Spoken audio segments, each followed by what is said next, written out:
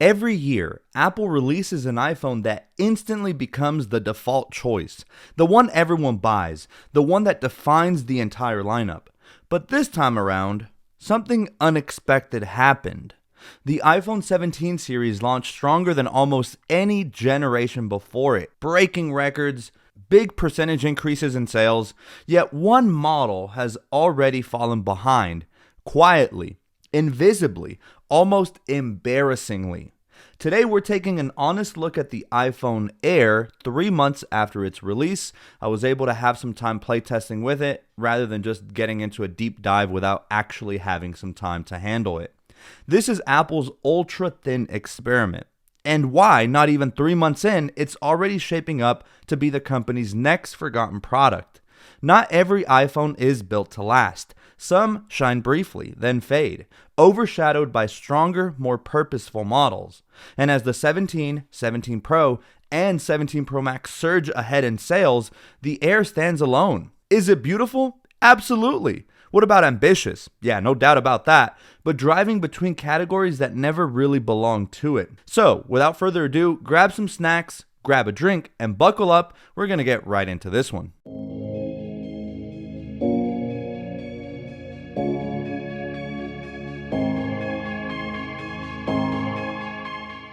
Okay, so to understand the iPhoneair, we need to first look at Apple itself. This isn't the first time the company chased thinness like some folks be chasing Ozempic.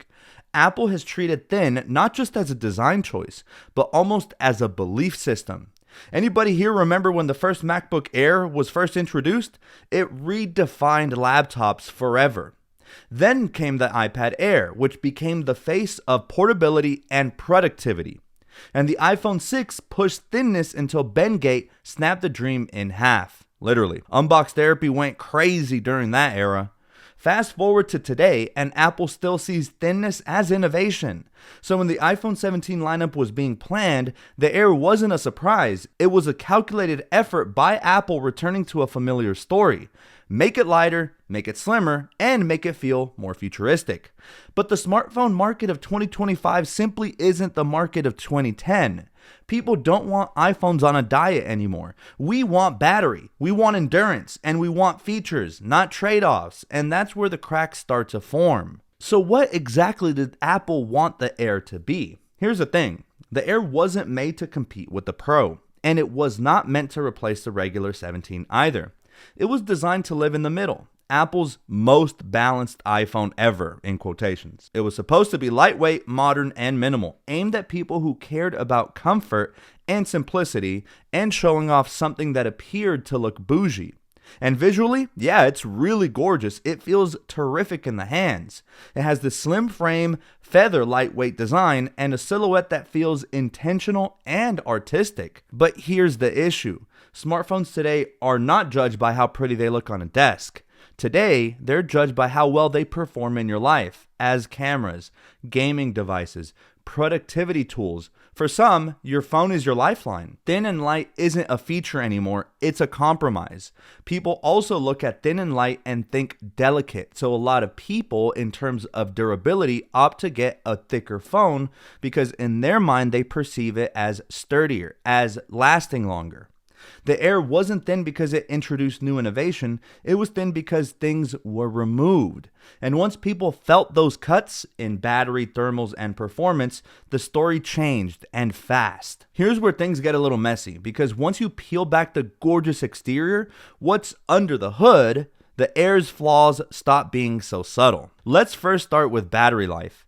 Apple made the Air the thinnest iPhone of the 17 lineup and paired it with one of the smallest batteries they've used in years. Early testers and reviewers hit 5 to 7 hours of screen on time, sometimes less. And in 2025, that's despicable. That's not weak, that's entirely unacceptable. What do you mean only 5 to 6 hours of screen on time? The Pro Max, for example, clears that with a factor of more than 2. Like I said, that's a big no-no. A lot of people are searching for good battery life when they're upgrading their phones. All right, now let's talk about the chip, because here's another issue. Technically, it's the A17 architecture. It's the latest and greatest, but not the one you think. It's a downclocked, thermally restricted version designed to stay cool in that ultra-thin chassis. On paper, it sounds fine. In real use, it throttles. Launch a graphically demanding game and you start to see the frame rate drop. Shoot 4K video or edit 4K video and you start feeling the back of your iPhone Air start to get really, really hot. That's not good. Now let's talk about the cameras, because this is another blaring and obvious issue with the Air.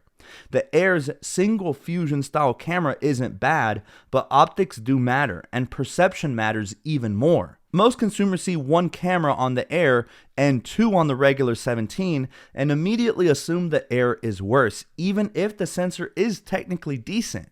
Combine that with lower light intake, less dynamic range, and slower readouts, and it's clear Apple held back to fit that silhouette, to fit that very thin body. And then you've got the smaller speakers, toned down haptics, and a reduced thermal changer. All those little downgrades start to stack up. But let's be fair, the Air does have a couple things going for it.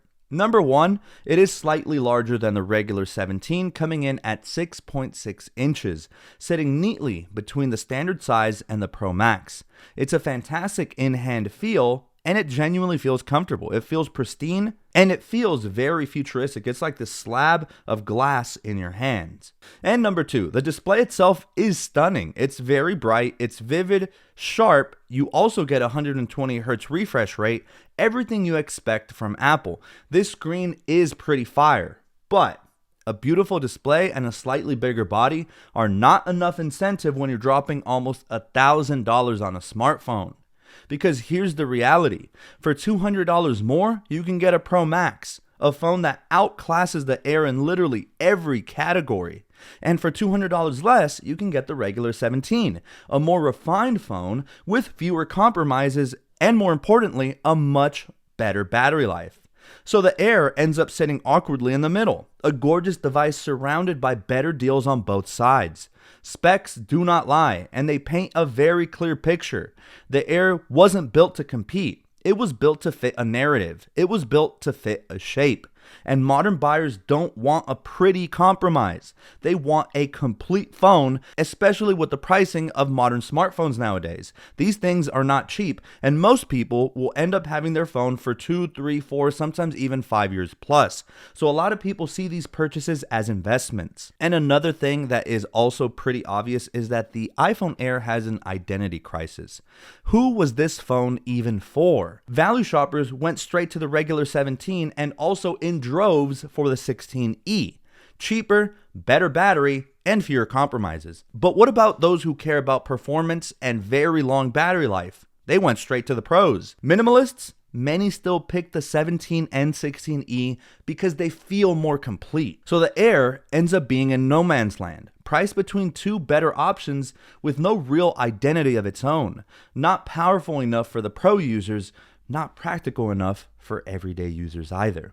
When a phone doesn't know who it's for, the market won't figure it out for you, trust me. So the market response was mixed. It was a silent flop. When the Air hit stores, the reaction wasn't dramatic, it was really quiet and subtle. People picked it up, admired how light it felt, gawked at how beautiful the design was, and then bought the regular 17 or the Pro Max instead. Online reactions said the same thing. People would say things like, "It's a really pretty phone, but the battery dies too fast," or "It gets warm quickly," or "For this price, I'll just get the Pro." Reviewers also covered it during launch week and then never looked back. Sales charts confirmed the flop, dead last in the lineup week after week after week. A phone doesn't fail because people hate it. A phone fails when people forget it exists. And this isn't just an isolated incident. Apple keeps repeating this pattern. Here's the part Apple doesn't want to admit. The Air is not a one-off mistake. It's part of a pattern. All right, let's do a little bit of iPhone history. For those that remember the 12 and 13 mini, were they very cool, awesome phones? Heck yeah. Little tic-tac of a phone in your hand felt really cool. It was loved by critics, ignored by most customers though. Both the 12 mini and 13 mini flopped due to tiny batteries for the most part and tiny demand. Then Apple shifted gears and introduced the Plus models. So they thought, okay, if people don't like mini phones, then maybe we can give them bigger phones for less. Cue in the 14 Plus, 15 Plus, and 16 Plus. All three ended up being the weakest sellers of their generations. Now we have the Air, and it repeats the cycle. A phone made for an imaginary customer Apple thought existed. Apple keeps trying to create a demand instead of responding to it.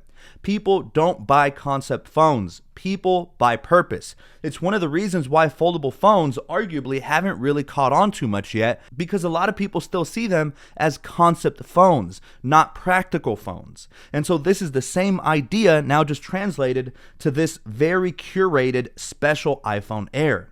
It does not really serve a purpose. It's just meant to look really nice, and yeah, it is ultra thin, but we need purpose. People who buy smartphones and use it as their lifeline see this as an investment, like I mentioned earlier, and the Air never really had a purpose. Now, I know that it seems like I'm really shitting on it, but the iPhone Air isn't a bad phone. I want to reiterate that. It truly is not. My main issue with it is the price point. If this phone were to be, say, $600, $700, then I feel it would sell like crazy. Now, of course, that would severely dip into Apple's profit margins, and so clearly they're not going to do that. But still, the iPhone Air is a fascinating one, a moment where Apple chased an idea instead of a product or need. They believed that thinness was still a selling point, but in 2025, people just don't want that. We want reliability, longevity, and performance. The Air tried to revive a philosophy from decades ago, in a decade that has now sadly moved on. It didn't fail because it wasn't futuristic, it failed because the future changed without it. So the Air joins the minis and the pluses, bold experiments that taught Apple an expensive lesson. In 2025, thin isn't enough. Purpose wins, and the market always decides. In the end, would I recommend this to most people? Probably not. Again, it's just stuck in the middle, and there's much better deals and much less trade-offs with the more expensive model being the Pro Max and the Pro, and then also with the 17 or even the budget 16E. It's really obvious as to why it's failing. You have the really budget end over there with the 16E, and a lot of people do dig it, especially people who don't want all the fanciest bells and whistles. It's really great for older folks, and it's really great for people grabbing their first ever iPhone. Think preteens who don't have money of their own and therefore can't make that decision to buy their own phone. Then you have the 17 Air with the 2 camera lenses, much better battery life, and $200 less. Again, the pricing is just horrific for this product. But is it a bad phone? No. Would I recommend it to most people? No. But I want to know what you guys think, because maybe I was a little too hard on this thing, and only time will tell. But if history serves as a lesson for us, the 12 and 13 minis, while really cool phones and I love how they feel in the hands, they failed because they weren't practical. The battery life didn't last people almost a full day, and that was its downfall.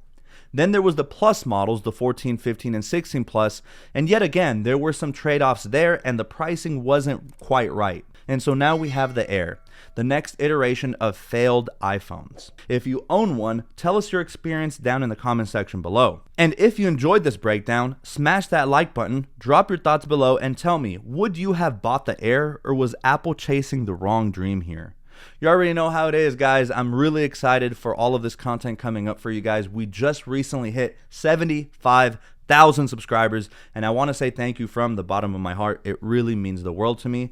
This is the victory lap to 100K. We're almost there, and hopefully we get there in maybe less than half a year. So I'm shooting for around April or May of 2026 to finally get that milestone accomplished. I'm the one and only, and I'll catch you on the next one. Peace.